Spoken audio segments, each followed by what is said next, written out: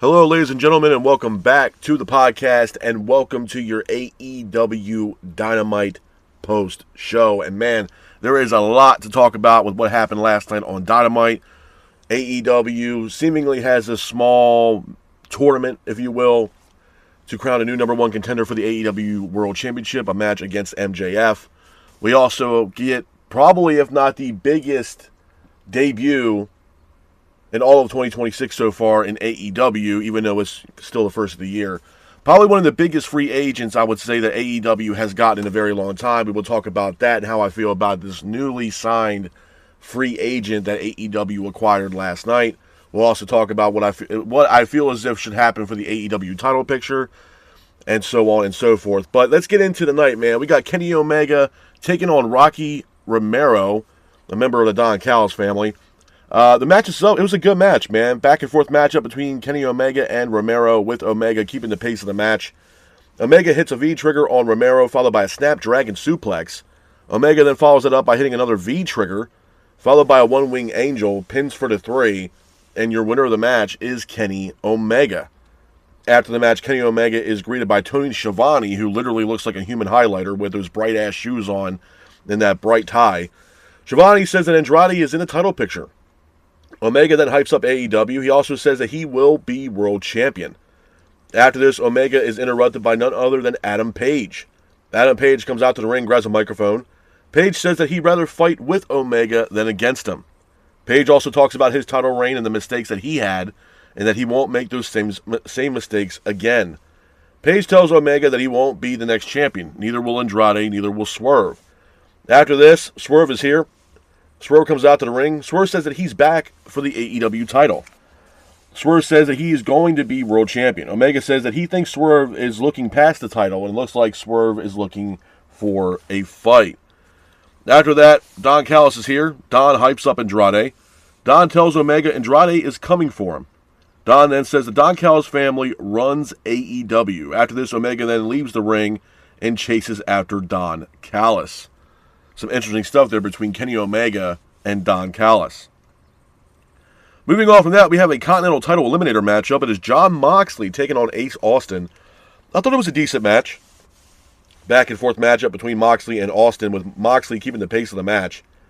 The Jon Moxley and Ace Austin both exchange in the middle of the ring, with Ace hitting a leg drop on Moxley in the middle of the ring, followed by a spin kick that lays out Jon Moxley.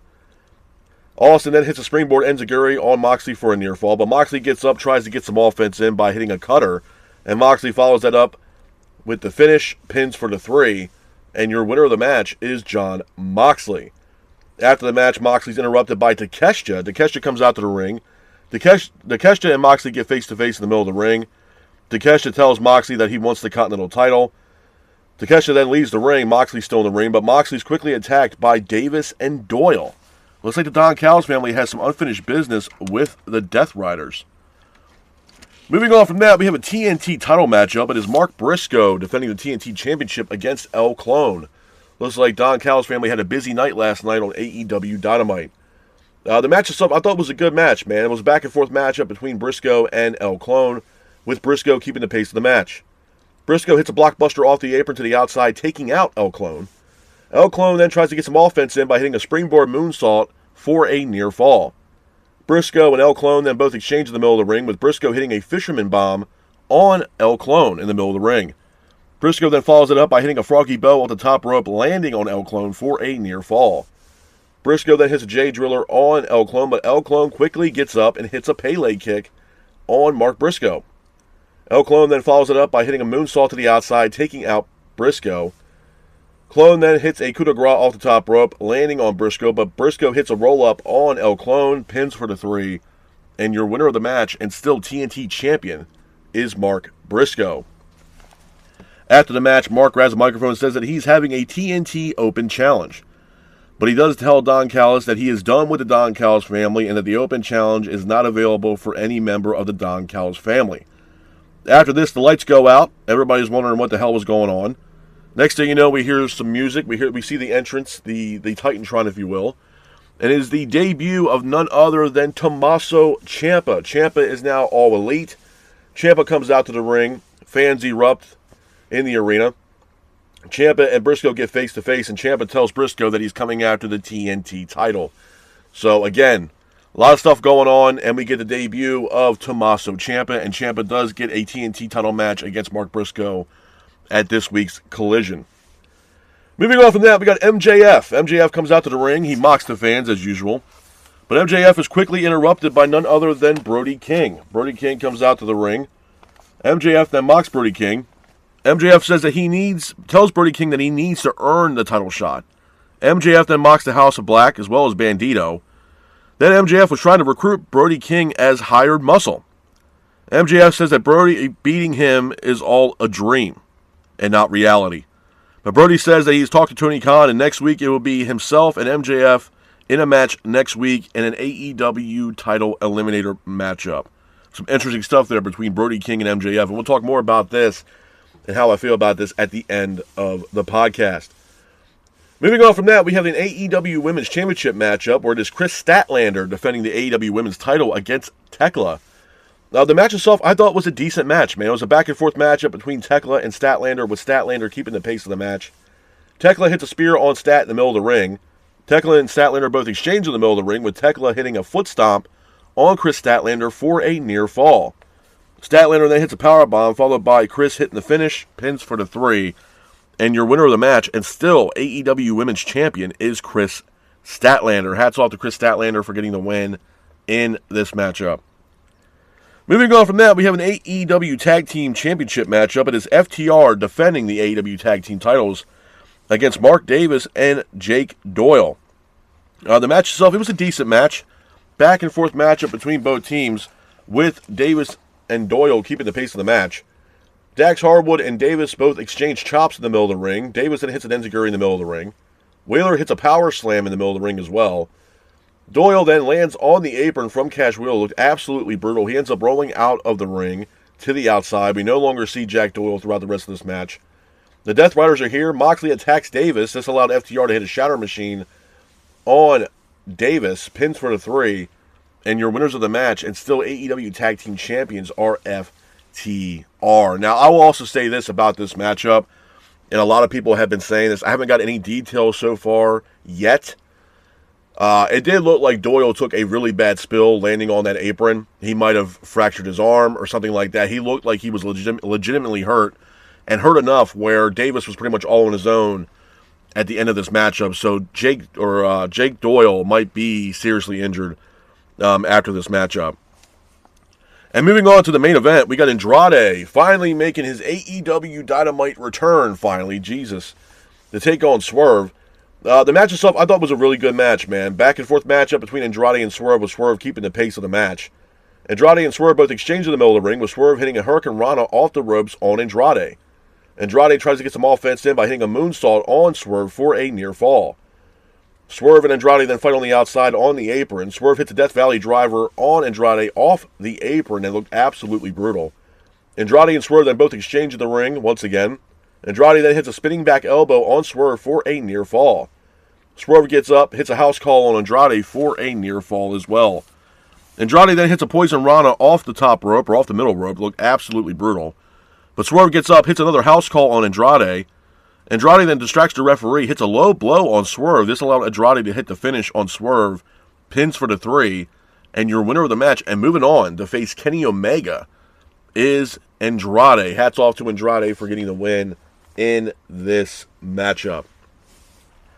Couple of things I want to talk about with you guys, man, when it pertains to AEW Dynamite before I get the hell up out of here. Number one, a lot of people, and I mean a lot, for some apparent reason, a lot of people shit on this show last night, and I don't understand why. I honestly thought this was probably one of the best Dynamite episodes that we've seen in the past few weeks, which, again, is saying not that much, but I do believe that this was a better episode for abundance of reasons. Number one, story progression, and I know that's one of the biggest things that I've been harping about when it pertains to AEW, is that they need to tell story.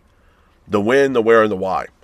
I feel like we're getting that in a small way with this makeshift AEW tournament that they're putting on with the likes of Kenny Omega, Swerve, Andrade, and Adam Page. It was also supposed to be Samoa Joe, but we heard on commentary last night that Samoa Joe suffered an injury and he's going to be out with some lengthy time, so we're not going to see Samoa Joe for a little while.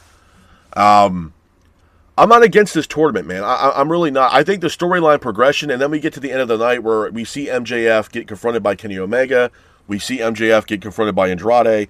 We also see MJF getting confronted by Adam Page in the parking lot before MJF got into his rental and took off. So again, I like the storyline progression that they're doing with the AEW title. It's a little bit of a story. It could be a hell of a lot better than what it is, but it's a little bit of story. My biggest takeaway from this, though, and we also had to factor in Brody King, which I'll talk about in a second. My biggest takeaway from this, my one negative, I would say about this, is that the way things are lining up, and I'm hoping this is not true, is that we're not going to see a situation where MJF is at, let's say, Revolution, defending the AEW World title in a fatal four-way between the likes of himself, Adam Page, Kenny Omega, and Andrade El Idolo. I don't want to see a fatal four-way for the AEW World title. I just don't want to see it. And hopefully that does not happen. Hopefully we do get a solid new number one contender for the AEW World title. The flip side of that is Brody King. Now again, Brody King, I've said this for a while, Brody King deserves to have a singles run. I think Brody King did a phenomenal job when he was teaming up with Bandito. They became AEW Tag Team Champions at one time, and they put on some suitable matches, to be honest with you, as AEW Tag Team Champions. My issue with Brody King is this. You know, we see Brody King come out last night to the ring. He confronts MJF and literally tells MJF that he had talked to Tony Khan, and Tony Khan had granted Brody King a match against MJF in an AEW title eliminator matchup, where if Brody King does beat MJF, which is the current AEW World Champion, Brody King will have an AEW World title matchup, I believe, at AEW's Grand Slam in Australia. To be honest with you, I feel like, honestly, it's Brody King taking a shortcut. Why are we not entertaining the idea of putting Brody King into this makeshift tournament that's going on between the likes of an Adam Page, Kenny Omega, Swerve, and Andrade? Why is Brody King not also in this tournament that AEW seemingly created out of thin air? I feel like Brody King's taking a shortcut, man. He's going to the boss. He's bitching and complaining. He wants an AEW title matchup because of what happened between MJF and Bandito. And he wants a title shot. And not for nothing, to be honest, I mean, MJF does make a solid point. Brody King really hasn't done a whole hell of a lot, in my opinion, to really grant himself an AEW world title opportunity. To be honest with you. I mean, we're talking about a guy that seemingly has been in AEW for a very long time now. And majority of the time that he's been in AEW, or his tenure so far in AEW, has been surrounded by tag teams or trios, whether we're looking at the House of Black when he was teaming up with Malachi Black and Buddy Matthews, or his time that he was teaming up with Bandito. Brody King really hasn't had a singles run, nor has it had a singles run that's enough to pick up enough wins to actually put him in the conversation for an AEW World title. So with that mindset, yeah, I'm not big on this Brody King MJF shit. And it's not just about well, they're going to feed Brody King right to MJF. Yeah, it's a part of it. Yeah, I don't see MJF losing the AEW World title right now. I just don't see it. The guy just won the title. And his first title defense, you're going to have him lose the belt. And on a pay-per-view, his first title defense in a pay-per-view, you're going to have the guy lose the title. Talk about a great title reign that MJF had. I just don't see him losing the title, and nor should he lose the title right now. And them just feeding Brody King this matchup just for the hell of it. Brody King hasn't done enough in my eyes to grant himself an opportunity at the AEW World title. I understand he's doing the title eliminator, but he's doing this AEW title eliminator matchup against the current AEW World Champion. We can't find any suitable challengers to Brody King to see if Brody King has what it takes to be AEW World Champion, new number one contender. No, we're just going to give him the AEW World Champion in a title eliminator matchup. So my thing is this. Let's say, hypothetically, Brody King does beat MJF. Then we get a title match for Brody King in AEW's Grand Slam. But then what happens to Brody King if he loses this matchup? Back of the line. Back of the line. So really, what does it do for Brody King? It makes Brody King look like a goddamn loser if he does lose this matchup against MJF. It does nothing for him. And unfortunately, I feel like Brody King is in a situation where he's backed up against a corner. You know, I think Brody King is a great athlete. I think he's a phenomenal force to be reckoned with within the confines of AEW. The guy is a power athlete, man. The guy is in there to kick your ass. My issue with Brody King, though, I genuinely feel like he hasn't done enough to grant himself an opportunity at an AEW World Title. Honestly. And that's not taking anything away from Brody King. I think he's a phenomenal athlete, and like I said, he's a force to be reckoned with on the AEW roster. But he has not collected enough wins, or collected enough wins against suitable challengers for Brody King to be in the conversation for an AEW World Title. That's just, it might be a hot take for a lot of Brody King fans out there, and I'm a fan of Brody King myself, but the truth's the truth, bro. I feel like he hasn't done shit to really grant himself an opportunity at the AEW World Title, in my honest opinion. The other thing I want to talk about, speaking of this tournament, is we finally see Andrade. Now, I have been at the forefront of saying, where in the hell is Andrade? Andrade came back to AEW, and the first couple matches that he's had has been on Collision. Whether it's against Angelico or Magnus, like people that literally nobody gives a rat's ass about. So again, to the Brody King situation, really Andrade hasn't really done jack shit until tonight to really put himself in the conversation for an AEW World Title. He's beaten two guys that either one's in Ring of Honor and no one really gives a shit about, or B, he competes against Magnus when literally nobody knows who the hell Magnus is. At least the hell I don't.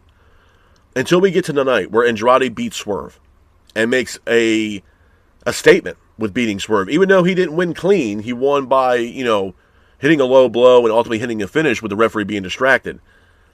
Andrade got the win over Swerve. Swerve's a top guy for this company. So again, it is similar to the same between Andrade and Brody King until what we got last night when Andrade beat Swerve Strickland. So again, it does make a little bit more sense for Andrade. Now that Andrade had beat Swerve, now we're going to run this shit back with Andrade and Kenny Omega. And this was something that I was at the forefront on, where I was like, where in the hell is Andrade? Why are we not running this situation back between Andrade and Kenny Omega? And we finally get some insight with that last night. We had Don Callis making that statement that Andrade is coming after Kenny Omega. Andrade beat Swerve, and now we are finally going to see Andrade versus Kenny Omega. It's a little bit of storyline, very, very little progression with the Andrade and Kenny Omega, only due to the fact that now these guys are finally going to face off after Andrade came back to AEW and beat the holy hell out of Kenny Omega in the middle of the ring. So again, a little tiny bit of storyline, little bit, until we get to this matchup. I believe that takes place next week. I think they're going to be in Las Vegas. So again, I'm not against it. I'm not against Andrade in the title picture. After he beat Swerve last night, he deserves to be in the conversation as far as a contender for the AEW World Title. I'm just keeping it a buck with y'all. Brody King, on the other hand, really hasn't done jack shit to really grant himself an opportunity at the AEW World Championship. I'm just keeping it a stack, bro. He hasn't really done anything, in my opinion, to really grant himself an opportunity at the AEW World Title. And we get this title eliminator matchup with him and MJF. Really, what does it do for Brody King if he loses that matchup? Because I don't see MJF dropping the Triple B, bro. I just don't. I really don't. And honestly, he shouldn't. The guy just won the title. This is his first title defense at a pay-per-view at Revolution. What kind of title reign is that, bro? What title reign is that? I would, honestly, if I'm being brutally honest, depending on how shit plays out going into All In, and Ospreay is, 100% healed and he's able to come back and compete at a high level in AEW, I would have MJF hold on to that goddamn championship until we get to All In. To be honest, which is crazy because All In's not until August. I believe August. I understand. We're only in January. August is a long time from now. But bro, at the end of the day, right now in the main event scene for AEW, it is slim to none. I mean, you got MJF, you got Omega, you have Page, Swerve, Andrade, maybe Brody King. There's not a lot of names right now, bro, you want to see Adam Page be world champion again. I mean, if we're being brutally honest right now, out of the people that are left to compete for the AEW World Title, or at least someone to beat MJF, the only suitable name that comes to mind for me, honestly, that would be something different and something new, would honestly be Kenny Omega. We've seen Adam Page be world champion. We've seen Swerve Strickland be AEW world champion. I wouldn't mind seeing Andrade be world champion, but I have a very hard belief that Andrade is going to win this tournament and then beat MJF for the AEW World Title when he just came back. So right now, all the guys that are available for this tournament to challenge MJF, The only suitable name for me that actually sparks any interest as far as, okay, that'd be kind of cool, would be Kenny Omega. Which is saying a lot because we're talking about a guy that almost at times looks like he doesn't even want to fucking be there. So it's slim pickings, bro. That's why, again, with the Tommaso thing, which we will talk about here in a second, it is somewhat of a big deal because, again, if they do it correctly, you could put this guy in the main event scene as a heel. Or possible babyface, we don't know. But again, looking forward to the tournament, looking forward to Revolution, and looking forward to AEW's Grand Slam. The other thing I want to talk about, obviously the big elephant in the room, is what happened last night. We get the debut of Tommaso Ciampa. In AEW, he is all elite. He confronts Mark Briscoe last night. He gets face-to-face with Mark Briscoe, and he lets Briscoe know that he is in AEW and that he's coming after that TNT Championship, which a match was granted, and that match will happen at this weekend's Collision for the TNT title. I'm going to be honest. There was a lot of people, and I mean a lot of people, that were either excited about this shit or were like, well, really? He's going to AEW? I know some people even mentioned to me that they kind of wish that Tommaso had left WWE and went over to TNA. So I want to talk about that scenario of Ciampa going to TNA. Number one, I don't want Ciampa to go to TNA, and I'm glad that he didn't. TNA right now, I'm sorry to say this, is an absolute and utter fucking dumpster fire. It's a joke, bro. I'm just going to keep it a stack. It's an absolute it's a joke. It's a joke. Their production is horrible. You have people back there that don't know what the fuck they're doing. They have limited resources. Yes, they're on AMC. Great. But that production of their first show looked like it was shot through a goddamn Android cell phone camera. It was so fucking bad. There's no direction with the company. Look, I understand. Look, I appreciate Mike Santana. I think Mike Santana is severely underrated. I'm glad that he is once again TNA World Champion. But besides Mike Santana, bro, there's nothing really on that show that I'm actually interested in seeing. I don't give a shit about Frankie Kazarian. Yeah, you got Nick Nemeth there. You have Moose. You got, Eddie Edwards and all that shit. And it's, to me, it's just one of those shows which, I mean, I'll give TNA credit, man. They just refuse to die. This is a company that's been around since the early 2000s. I get it. They refuse to go anywhere. They refuse to die. And this company has gone through its highs and a lot of lows. I get it. I've already made comments about the TNA show with the whole Dixie Carter shit and their financials. If you guys want to go back to listen to that, it's on the YouTube channel as well as anywhere that you get the audio side of this podcast. It's a great watch. But at the end of the day, I don't think Ciampa would have fit perfectly in TNA, bro. Number one, they're only signing these superstars to 6-month deals to a year. Sonya Deville is with TNA. I think she signed a 6-month deal with the company. There was another female talent that just joined TNA there too. She only signed a year deal. They're not signing these superstars to a multi-year deal. And again, we don't know if TNA superstars can wrestle on the indies or over we don't know. So, as far as, if we're looking at it from a financial standpoint, it is very daunting knowing that you don't really have financial structure within this company if they're only signing superstars or talent for 6 months to a year. And credit, yeah, Mike Santana needs other wrestlers to compete against for the TNA World Championship. Ciampa's not it. Ciampa saw the writing on the wall. He knew that he can get a multi-year deal, financial structure with Tony Khan, because Tony Khan has an endless goddamn checkbook that he can write checks for a guy like Tommaso Ciampa. Ciampa probably signed a multi-year deal. This is probably going to be a guy that's going to stay with AEW until he retires. Which, again, Ciampa made it pretty much known that he's got another 10 years left in him. So I don't think Ciampa's going any damn place besides AEW. Yeah, you might see him in New Japan wrestle, but his main home base is going to be AEW for the foreseeable future.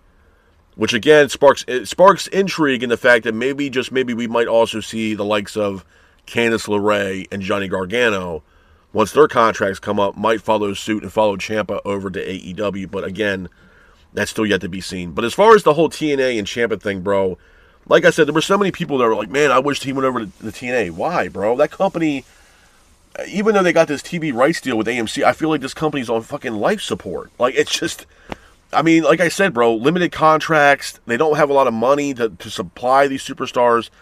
There's no financial gain at all working with TNA. And the company is just, it's. I feel like they were doing better before they got this AMC deal, bro, if I'm being brutally honest. it's not cutting the mustard, man. It's just not. So I was happy that Ciampa didn't go to TNA. I'm glad that he's in AEW. I know some people are like, oh, he's going to get lost in the shuffle. If they do it correctly, which again is asking a lot from Tony Khan and his creative team, if he even has a goddamn writing team. But if Tony Khan can actually do something correctly for once and do it right, Ciampa can be a big time deal in AEW for multiple reasons. If he comes in as a heel, even if he comes in a babyface or a heel, there's matches on the table right now for Ciampa to have in AEW that I think a lot of people will be really interested and intrigued to watch. We're going to get Mark Briscoe versus Ciampa. There could be Ciampa versus Jon Moxley. There could be Ciampa versus Adam Cole if he decides to come back. Ciampa versus Darby Allin. Ciampa versus Jack Perry. There's matches on the table. Ciampa versus Paige. Ciampa versus MJF. So there's matches on the table for Ciampa in AEW that I think a lot of fans will be like, holy shit about. He got a huge ovation from the crowd last night. His entrance music was awesome. The theme was awesome. It was badass. But if they do it correctly, Ciampa can be a top dog for this company. If they do it correctly, in my honest opinion, Ciampa could be a guy that can maybe carry this company a little bit more into the future. And to be honest with you, I think AEW and Tony Khan are far from reaching out to other talents that are going to be free agents. There's one possible free agent coming up here relatively soon that also, I'm just saying, AJ Styles, nobody really knows what's going on with AJ, bro. AJ could retire. This could be his last match on Saturday at the Rumble. Where AJ has also filed trademarks for the AJ Styles logo, as well as filing trademarks, from what I understand, what I was told, could be bullshit, but what I was told, he filed trademarks for the AJ Styles logo, and he also filed a trademark for the phenomenal AJ Styles. So, again, AJ did say that 2026 is his last year competing in professional wrestling. Doesn't necessarily mean that once he's done with WWE that he's going to be done wrestling in total after, if he decides, God forbid, if he loses to Gunther on Saturday.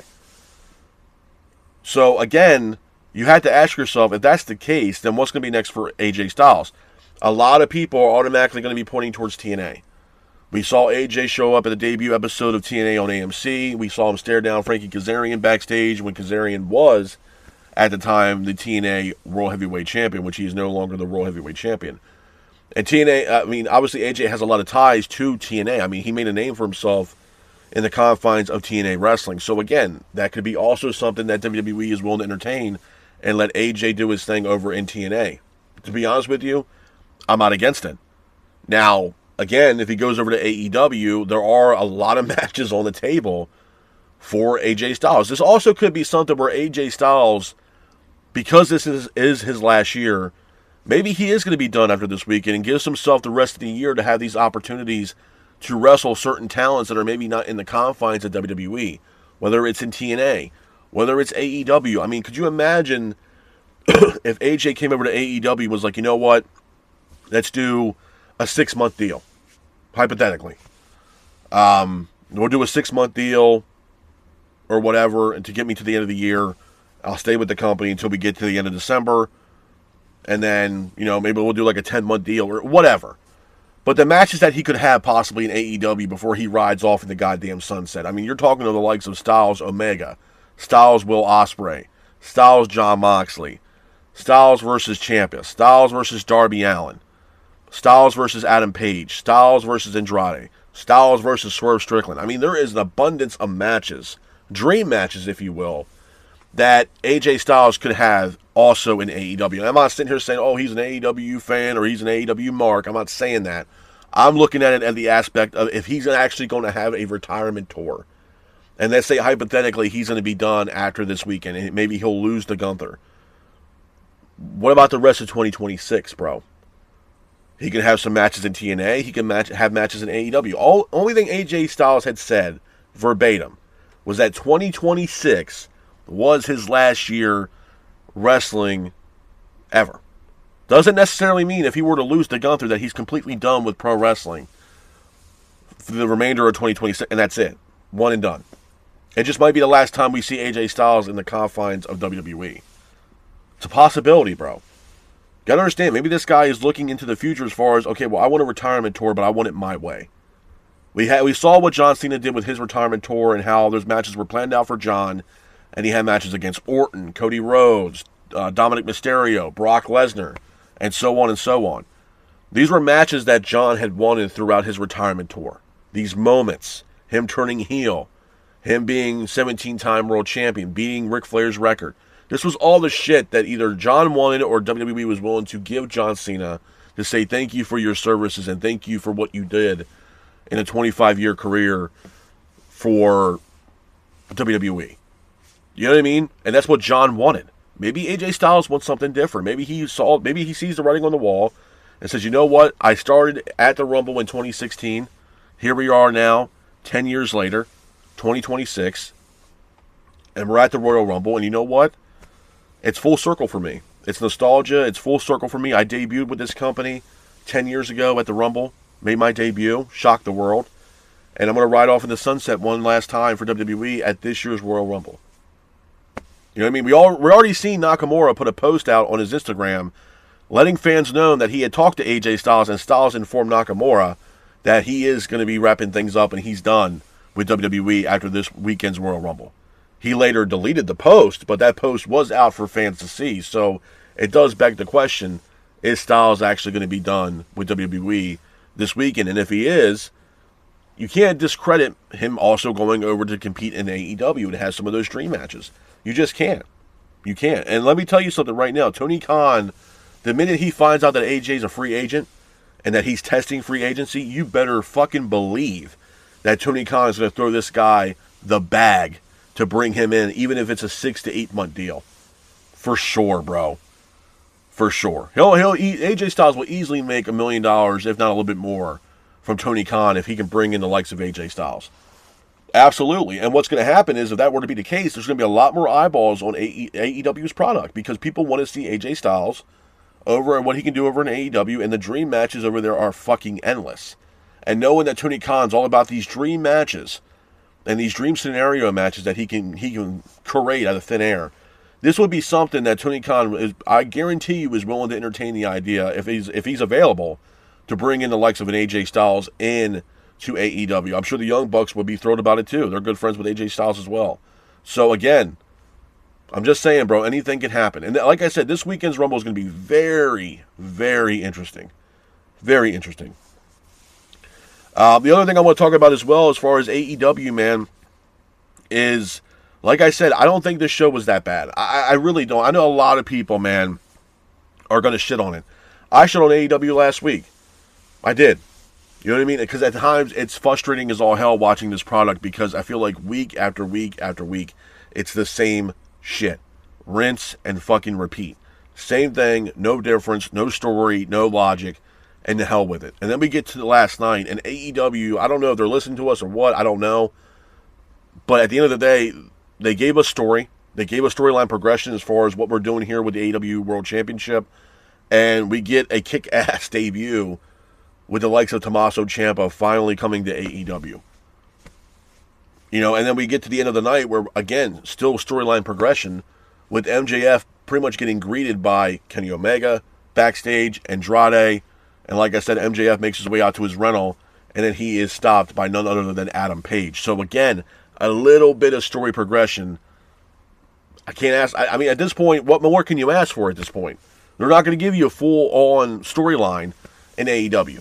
What you see is what you get. So if they're willing to give you a little bit of story, and like I said, bro, with AEW, there's things where, as a fan, if you liked it, you kind of take it and ride off with it, bro. I enjoy Ciampa showing up in AEW. And the fact that he got face-to-face with Mark Briscoe and he's going to get a TNT opportunity. I liked a little bit of the story progression here for the AEW World title, minus the Brody King situation. You know what I mean? It wasn't that bad of a show last night. And if we can continue to keep doing this and building off what happened last night, AEW can slowly start to get back to what they were, if not better. Where we start telling some more story. We start getting a little bit more intrigue. Yeah. You know what I mean? I think last night was not that. Compared to last week, I think this Dynamite episode was a lot better than what we saw last week for AEW Dynamite. But like I said, man, I'm excited for Revolution. I know we got a couple more weeks, a couple more months, actually. We have all of February, and we got a little bit of March, half of March, I would think, until we get to Revolution. So hopefully we start getting some more storyline, some more build leading us into Revolution. We also have Grand Slam coming up, I believe Valentine's Day, the 14th and the 15th. Excited for that as well. And hopefully we can start slowly building towards some important matches for us leading into this year's Revolution. I believe it's the first pay-per-view, I think, of the calendar year for AEW, if I'm not mistaken. So, I mean, they got plenty of time to build, bro. They have all the rest of January, which is almost coming to an end, pretty much the next couple of days. We have all of February. Then we have a little bit of March to actually build some solid storyline and build up some matches for Revolution. And I'm also excited for Ciampa, bro. I really am a big fan of Ciampa. I love what Ciampa did in NXT when he was competing against the likes of Johnny Gargano in that storyline. And then just seeing him debut for AEW last night, bro. I got a lot of hope for Ciampa in AEW, and hopefully they do it correctly and they can build off what they saw last night with Ciampa, because obviously the fans, literally erupted in that arena last night when Ciampa showed up. I was shocked, to be honest with you, but thrilled at the same time, and hopefully they do it correctly. And Ciampa could be one of those top guys in the confines of AEW if Tony Khan and his writing team actually do it correctly. So I'm excited for the future of Tommaso Ciampa. I'm excited for this, I guess, seemingly tournament, if you want to call it that, for the AEW World Title. And I'm excited for AEW's Grand Slam as well as AEW's Revolution. But I did not think that last night's episode disappointed. I thought it was a lot better episode of AEW Dynamite last night than what we saw last week. But with that being said, though, this is my review of AEW's Dynamite. I hope you guys are out there staying safe. Be careful, and remember, stay classic. Peace.